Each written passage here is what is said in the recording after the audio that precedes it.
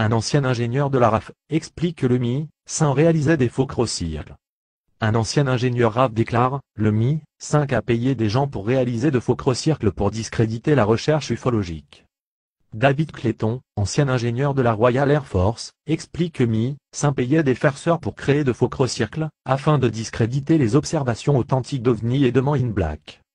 David Clayton est à présent un spécialiste des crocircles et mutilations de bétail.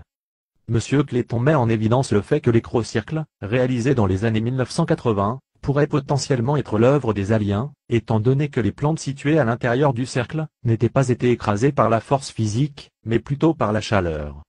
Monsieur Clayton admet que la plupart des crocircles, mis en évidence depuis les années 1990, sont des faux, mais que des vrais avaient été découverts et avérés.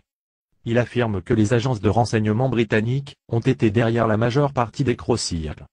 Il déclare, le MI-5 payait les gens pour brouiller les pistes.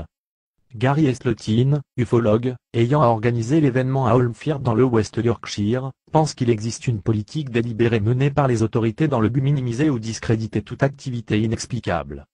Il a également critiqué les médias traditionnels de ne pas vouloir regarder la vérité en face.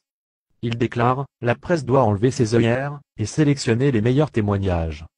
Le média Express Co.uk a contacté le MI-5 pour les interroger au sujet des accusations de Clayton.